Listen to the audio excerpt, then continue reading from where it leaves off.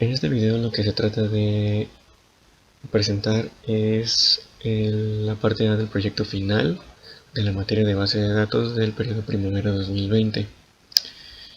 Se van a presentar las pruebas de caja negra, caja blanca y caja gris. Lo que se pretende mostrar en este video es cómo funciona un descriptor de archivos de un DBMS,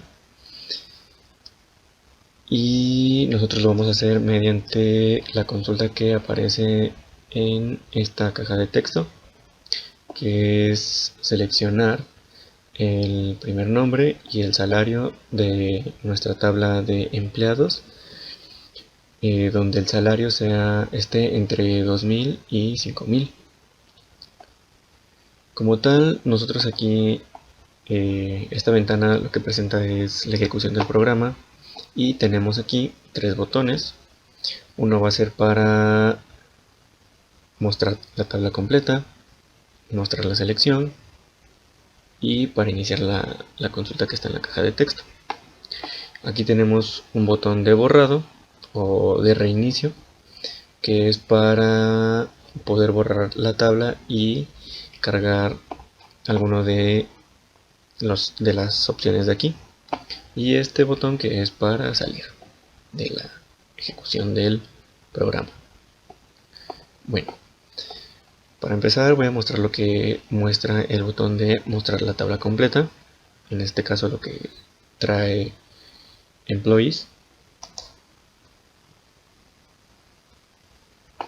Nos muestra el resultado total de la consulta de cuántos empleados hay, y nos está mostrando el employee ID, el first name, last name, email, phone number, hire date, job ID, salary, commission PST, manager ID y el department ID. Como tal, estos van a ser todos nuestros campos, o en este caso atributos, de la tabla de employees o empleados, y esto es lo que se muestra. Nótese que están acomodados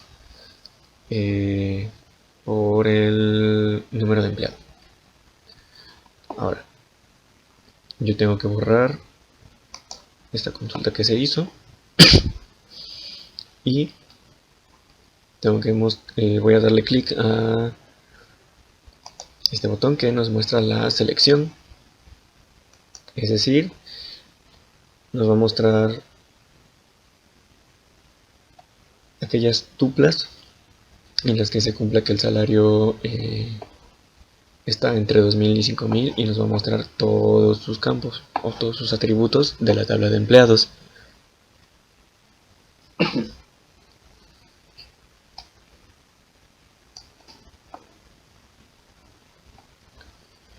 Vamos a borrar y ahora lo que vamos a hacer es mostrar la consulta, en este caso que va a ser todo lo que está en la caja de texto.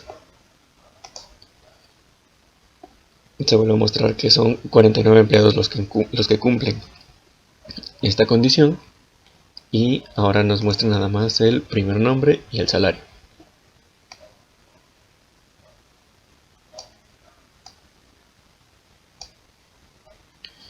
Y borramos y vamos a voy a mostrarles lo que es ¿está seguro el archivo que desea salir de la ventana? Y vamos a darle pues que sí.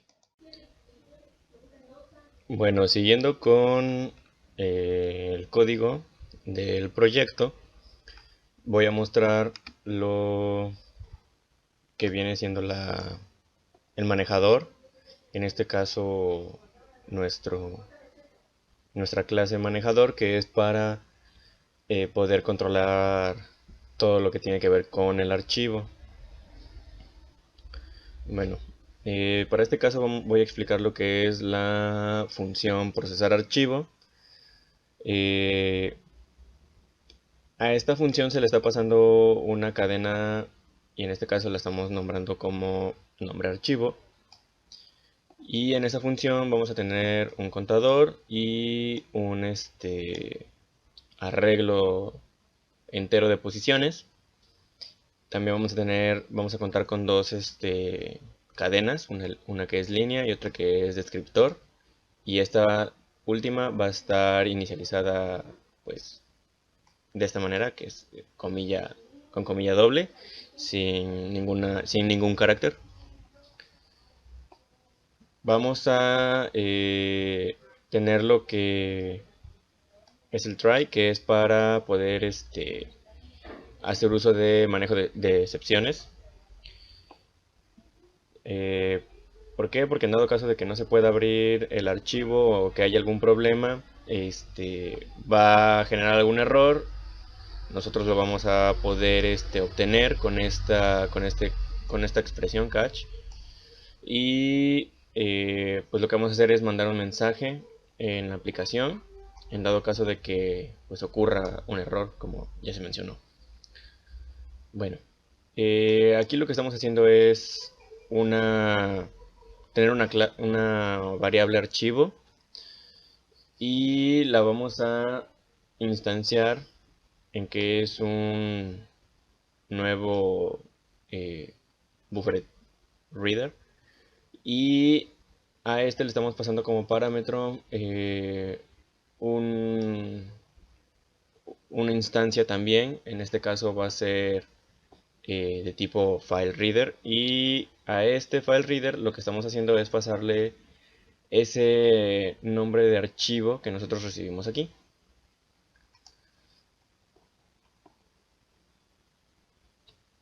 Bien, ahora vamos a proceder a lo que hace el ciclo while, que es para ir leyendo nuestro archivo y poder obtener todos los datos y poder almacenarlos en una estructura temporal. Bueno, como tal, esta instancia de archivo ya, si no ocurre ningún error, pues se carga todo lo que es del descriptor y pues el archivo, o sea, esto del archivo, todos los datos. Cuando entramos a la parte del while, lo que estamos haciendo es que a mi cadena línea le estoy pasando lo de solamente la primer línea del archivo, y estamos tratando de comparar que sea distinto. Bueno, o sea, queremos saber si es distinto de null. Como el descriptor en este caso no tiene ningún, o sea, sí tiene valores, pues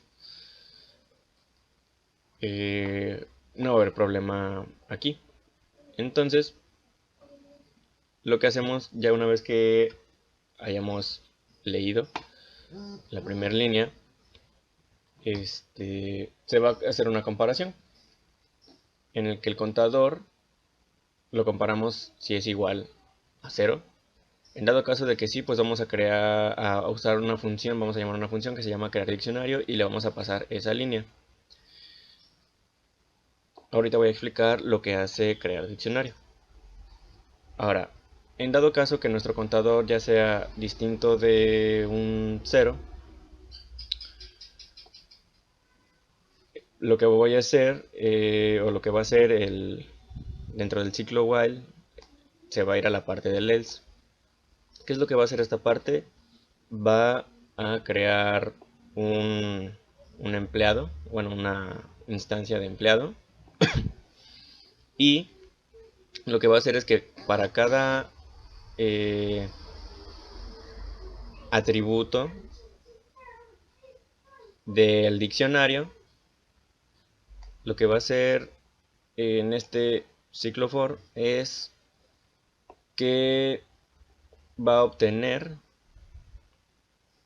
de esa línea que se leyó, bueno, que se asignó aquí, va a quitarle la primera posición y la última posición del valor.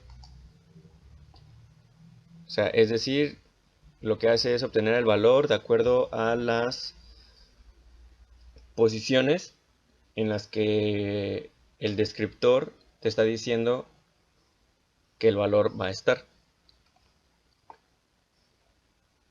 Ahorita explicaré un poco de lo que quiere decir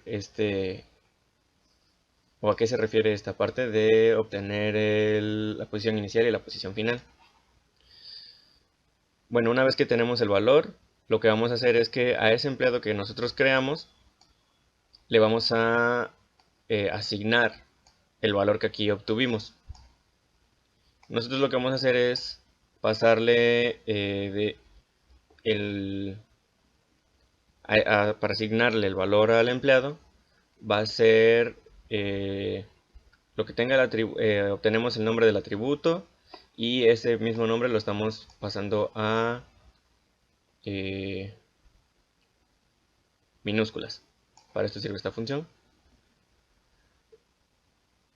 Otra cosa que también le vamos a pasar es, bueno, aquí esta función de verificar valor, se va a explicar también más adelante, pero se le pasa a esta función y a esta función nosotros le estamos pasando el tipo de atributo que es, si es un número, si es una cadena o así.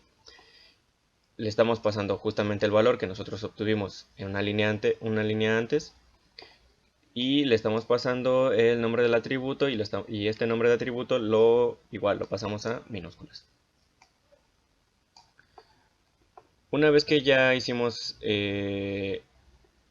o bueno, que se sale del ciclo for, lo que hace mi variable controlador es añade ese empleado y le pasamos el empleado al que le asignamos todos los valores. Y ya, una vez que salimos del else, vamos a incrementar el contador. Esto del incremento se va a llevar en la segunda vez que lea una línea de aquí del archivo. ¿Por qué? Porque la primera línea siempre del archivo descriptor, en este caso, va a contener, válgase la redundancia, el descriptor. Es decir, va a obtener, la primera línea lo que va a tener van a ser los atributos o campos de la tabla. Y en esa misma línea están las posiciones en las que inicia ese campo y en la que termina. Es por eso que aquí nosotros las obtenemos. Y aparte de que contiene eso, el descriptor contiene todos los datos de esa respectiva tabla. Por eso es que la primera línea, o cuando se lee el archivo, la primera, siempre lo que va a hacer es crear el diccionario y ya lo que va a hacer después es leer pues los datos. En este caso, pues los empleados. Bien, ahora vamos con la función crear diccionario. A esta le estamos pasando una cadena y la estamos llamando descriptor. ¿Qué es lo que se está haciendo en esta función como tal? Va a ser crear un arreglo de atributos de tipo cadena y a eso lo que estamos haciendo es agregarle justamente lo que viene del descriptor, pero le estamos quitando nosotros las comas. Creamos una instancia de atributo y lo que estamos haciendo aquí en este ciclo for es que lo de los perdón, lo que estamos haciendo es inicializar nuestro índice en 0, checamos si es menor que la longitud de lo de todos los atributos y lo vamos a ir incrementando de 4 en 4. Entonces, bueno, aquí tenemos una variable diccionario en la que nosotros le vamos a añadir el atributo correspondiente. Aquí estamos convirtiendo, perdón. Aquí lo que estamos haciendo es pasarle de nuestro controlador el atributo que sigue y lo estamos pasando como un entero. Estamos haciendo un casting para que sea entero. Y también estamos pasando igual, se está haciendo un casting para pasarle los siguientes dos atributos. En este caso es atributos i más 2 y el otro es atributos i más 3. ¿Para qué son estos int? Es para los que son números, si no mal recuerdo. Bueno, ahora voy a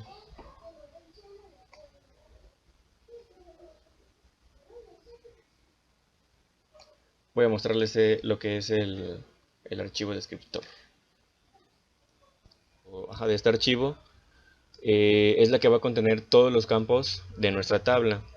Va a contener, para este caso, en dónde va a empezar este campo, o sea, en qué carácter y en cuál carácter termina. Es decir, aquí este 100 va de la posición 1 a la 6 y así sucesivamente todos los demás campos. Eso es lo que se obtenía en la función cuando nosotros hacíamos la llamada de get posición inicial y get posición final, que era para poder asignar, obtener el valor. Ahora aquí nosotros también le agregamos el tipo de que es el dato. En este caso los que son numéricos tienen el tipo número y los que no, y los demás, perdón, tienen el tipo de variable char. Y pues es así como funciona un descriptor de un DBMS. Para continuar con las funciones tenemos la siguiente función que se llama verificar valor. Esta función recibe como parámetro el tipo de dato que se va a guardar, el valor de este campo y el nombre del atributo, el nombre del campo. Para esto conocemos ciertos campos que son obligatorios. ¿Qué quiere decir que sean obligatorios? Que no pueden quedar vacíos, no pueden quedar nulos. Para eso tenemos la siguiente condición. Si el campo que se está trabajando es el ID del trabajador, es el email,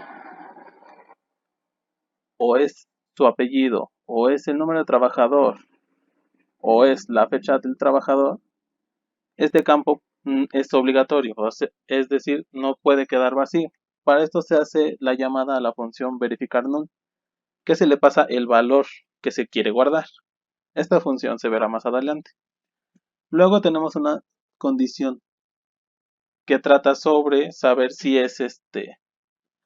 si el dato no contiene letras o algún carácter distinto a los que sean números. En este caso para el salario, para los IDs, para las comisiones. Para esto también se hace una llamada a una función que se llama verificar número, que se le pasa como parámetro el valor del dato que se quiere guardar y el nombre del campo donde se requiere guardar para saber con qué dato estamos trabajando. Luego de eso tenemos una condición que comparará si estamos trabajando con el primer nombre del trabajador o el apellido. Para estos campos son solamente de caracteres, por lo que debemos verificar que el dato no contenga números. Para eso tenemos la función que se llama verificar letra, que le pasaremos el valor del dato que se quiere guardar. Una vez que hayamos checado que todos estos datos son correctos, simplemente devolvemos el valor.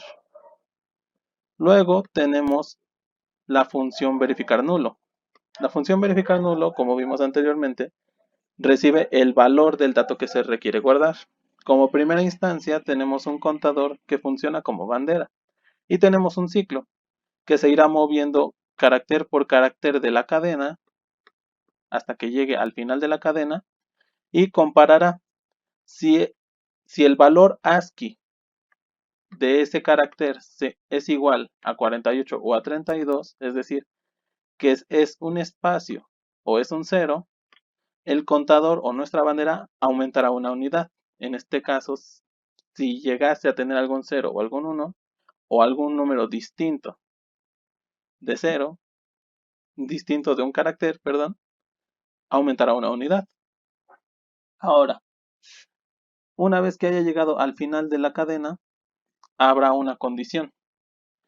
Si el contador, nuestra bandera, tiene el mismo tamaño que el final de la cadena o si el valor, es decir, la cadena que entró como parámetro está vacía, significa que el dato tiene un error. Para eso mostramos un mensaje en la pantalla que dice que hay un valor no permitido que se quiere ingresar a la base de datos. Obviamente esto no es posible. Y mostramos también qué valor es el que está dando un error. Y como ya no se puede trabajar con esta base de datos ya que tiene un error, A continuación vamos a explicar salimos el del método programa. verificar número que está contenido en la clase manejador. Vemos que recibe dos objetos, uno llamado valor y otro llamado nomattrib, que son de tipo string. Se va a crear después un objeto llamado aux de tipo string y un int llamado count que se va a inicializar en 0. Como vemos hay un bucle for que inicia en 0 y va a terminar hasta la longitud del objeto valor. Nos encontramos con una sentencia que nos dice que si el carácter extraído en esa posición es mayor o igual a 48 y el valor extraído es menor o igual a 57, se va a asignar auxiliar, lo que ya tiene auxiliar se le va a asignar el carácter que estamos extrayendo en esa posición y que quiere decir que esté entre el rango de 48 y 57. Como podemos ver en la tabla ASCII, tenemos que los valores que están entre 48 y 57 son los números del 0 al 9. Entonces nos está diciendo que si lo que estamos extrayendo está dentro de ese rango, lo vamos a ir añadiendo auxiliar. También dentro de este mismo if nos dice que si se cumple eso, o puede cumplirse que el valor que estamos extrayendo sea igual a 46. Eso quiere decir que, como pueden ver aquí, es un punto, también se va a anexar al auxiliar. Después nos encontramos con el else if, que nos dice la misma sentencia, pero ahora dentro del rango 65 y 90, o sea, dentro del rango 65 y 90, nos dice que son el abecedario, pero el abecedario de forma mayúscula. O si el valor es mayor a 97, mayor o igual a 97 y menor o igual a 122, es el abecedario otra vez, pero en esta ocasión minúscula. Entonces el cont va a incrementar. Después de que se cumpla el ciclo for, nos vamos a salir y nos vamos a topar con una condición que nos va a preguntar si el cont es mayor a 0. Eso quiere decir que encontró alguna letra. Si encontró alguna letra, entonces va a entrar. Y aquí podemos ver otra sentencia llamada equals. Esto lo que nos quiere que nos va a hacer es comparar lo que está lo que contiene nom_attrib sea igual a lo que tenemos aquí, que es employee ID, o con phone number o con department ID. Entonces va a haber un error y va a haber un formato no válido. Entonces se va a salir completamente del método. En su caso va a regresar el string aux. Después tenemos otro método dentro de la misma clase llamada manejador, que se llama verificar letra. Aquí solo va a pasar un objeto llamado valor, que es de tipo string. Como pueden ver, declaramos las mismas, declaramos igual un objeto y un int nombrados iguales que en el método pasado. Nos topamos con otro bucle igual de la misma manera, que va desde 0 hasta la longitud de el string valor. Después tenemos esta sentencia que nos va a decir si el carácter extraído de valor está entre un rango de 48 a 57, que como vimos de 48 a 57 son números, o es 46, que como vimos es un punto, entonces el contador va a aumentar, que si vieron en el método anterior se le asignaba auxiliar, en cambio aquí se le asigna a contador, se aumenta. Después salimos del if y nos encontramos con un else if, el cual nos dice que si el valor extraído está en un rango de 65 a 90, entonces es una letra mayúscula, o está entre 97 y 122 es una letra minúscula. Entonces vamos a ir agregando lo que ya tiene auxiliar, vamos a ir agregando lo que se está extrayendo de valor, ese carácter que se está extrayendo de valor. Después nos vamos a topar con otra sentencia if, el cual nos va a decir que si el contador es mayor a 0, entonces hubo un error. ¿Por qué? Porque este método trata de verificar si hay letras. Como se topó que hay un número o un punto, nos va a arrojar un mensaje de error, que un formato no válido. Entonces no se va a salir y pues no va a cumplir con su cometido. En cambio, si el contador permanece en 0, entonces va a regresar exitosamente el auxiliar. A continuación se explicará el método select de la clase consulta. Veamos primero qué es selección en álgebra relacional. Selecciona tuplas que satisfacen un predicado dado. El predicado va a ser satisfacido por los operadores mayor, menor igual, etc. Atributos o constantes. De ahí vemos que aquí tenemos que vamos a operar sobre una relación R y vamos a satisfacer este predicado dado. Y este sería el resultado. Entonces lo que va a hacer el método select es lo siguiente. Vamos a crear un array list de tipo employee llamado resultado selección. Después, dentro de un bucle for each, vamos a obtener del atributo controlador, vamos a obtener un objeto de tipo employee, el cual vamos a preguntarle lo siguiente: si ese objeto que obtuvimos, su salario es mayor al main.min y ese mismo salario de ese empleado es menor al main.max, entonces se va a agregar a nuestro array list ese empleado. main.min y main.max es nuestro rango de salario al cual queremos que esté nuestra selección. Entonces, si se cumple, se va a ir directamente entonces a resultado selección.add empleado.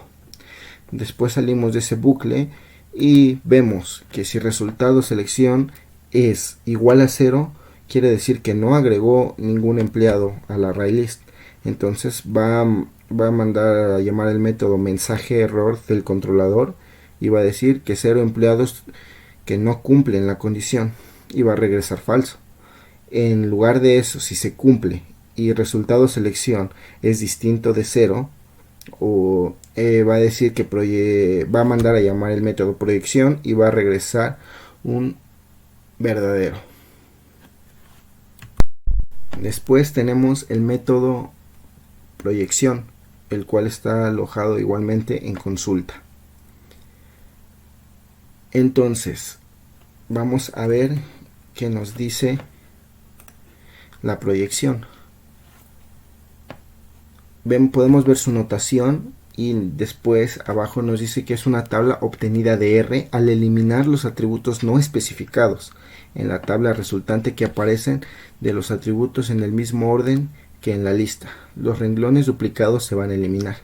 Como vemos en este ejemplo, tenemos esta relación. Después de hacer la proyección de A y D, nos va a quedar esta. Entonces, aquí tenemos dentro del método proyección, vemos que creamos un arreglo multidimensional de tipo string que le vamos a llamar proyección, el cual va a ser de un tamaño resultado selección.size y 2. El resultado de selección va a ser el tamaño, el resultado selección va a ser el número de empleados que cumplieron la sentencia pasada. Entonces, vamos a entrar en un bucle de 0 hasta los empleados que cumplieron la condición y los vamos a ir almacenando en el array que creamos. Entonces vamos a obtener el salario y el primer nombre, que es lo que queremos que aparezca en la proyección. Posteriormente, en otro método se va a eliminar las tuplas que sean iguales. Como vemos en este ejemplo, tenemos a A17, a B57, BB1213, BB2310. Entonces, cuando aplicamos la proyección de A, D sobre R, debemos demostrar solo las columnas de A y D. Pero como podemos ver, tendríamos A7, A7, B3, B10. Entonces, al mostrar al final, solo tendríamos que eliminar a cualquiera de estos dos para que satisfaga lo que dijo anteriormente, que los renglones Bueno, duplicados se ya que el eliminarían. proyecto está destinado a mostrar los resultados en un rango específico, que en este caso es que el salario se encuentra entre 2.000 y 5.000, al hacer la prueba principal nos mostró 49 resultados. Pero ¿qué pasaría si pusiéramos un rango mayor o menor? Por ejemplo, si ponemos un rango de 100 a 200, lo que va a pasar es que va a mostrar que es un número muy alto. Y como podemos observar, al principio nos muestra normalmente la tabla completa. Vamos a limpiar esto. ¿Y qué pasa si mostramos la selección, que nos va a mostrar toda la información de todos los registros que cumplan esa condición? Nos va a decir que ningún empleado coincide. Ahora, salimos. ¿Y qué pasaría si le pusiéramos de 18.000 a 35.000?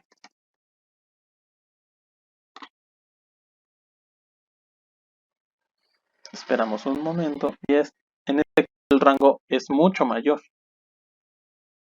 Si nos vamos directo a la selección, nos va a mostrar que solo tenemos un empleado que cumple la condición, que casualmente es el primer registro de toda la base de datos, que tiene un salario de 24,000.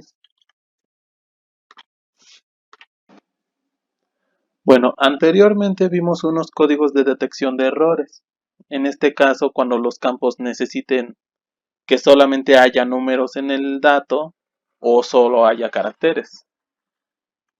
Para esto, solamente los detectamos, pero ¿cuál es la forma en la que le mostramos al usuario cuál es el error? Por ejemplo, si en el empleado 101, su ID, le cambiáramos este 1 por una D y guardamos el archivo, al volver a correr, cada que se inicia el programa, lee el archivo, lee la base de datos. Por ende, cuando inicia el programa, nos muestra un mensaje que hay un formato que no es válido. En este caso, si recordamos, cambiamos un 1 que había aquí por una D. Ese no es el formato del ID. Aparte de que no debe ser vacío, deben ser puros números. Y aquí estamos metiendo un carácter. Y automáticamente sale el programa. ¿Qué pasaría? Vamos a devolver este 1. Si, por ejemplo, le ponemos a esta persona, le cambiamos una L por un 7. Guardamos el archivo, y volvemos a correr. En el nombre, obviamente una persona no debe tener números en su nombre, así que por ende nos va a mostrar lo siguiente: el formato no es válido para el apellido y nos muestra cuál es el dato erróneo, que en este caso es un 7.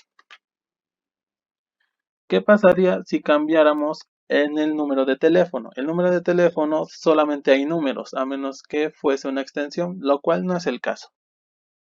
Si cambiamos, por ejemplo, el del primer registro, le cambiamos este 4 por una A. Guardamos el archivo y podemos correr el programa.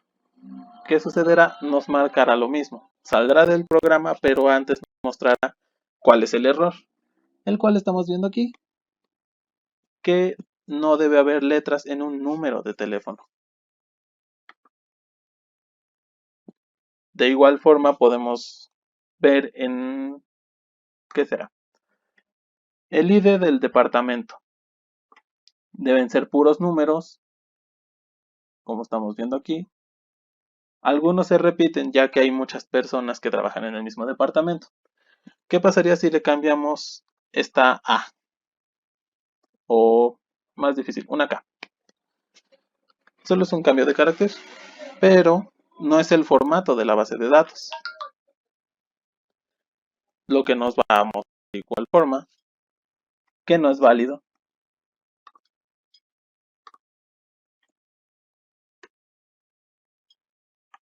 ¿Qué es lo que nos está mostrando esto? A ver, venimos por aquí. Estos son los mensajes que nos está mostrando. Cuando se verifica que querramos un número, es decir, que el dato no tenga letras, este es el código que se debe verificar. Si se cumple que encuentra una letra, manda el mensaje de error. De igual forma, si queremos puras letras, igualmente mostrará un mensaje de error y saldrá del programa en caso de que encuentre uno. Encuentre un número cuando solo se solicitan letras. ¿Qué más nos faltó ver? Cuando fuera nulo. ¿Cuáles son los valores que pueden ser nulos? Deben tener la palabra nulo, obviamente, pero tenemos campos obligatorios. En este caso, el ID. Vamos a ver qué sucede cuando cambiamos el ID. Venimos por aquí y colocamos esto, null. Guardamos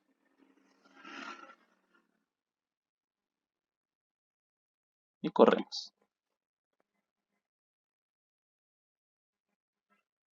Ahora ya nos encontramos con lo siguiente. El ID es un valor obligatorio, por lo que no puede quedar vacío. Con esto terminaríamos estas pruebas.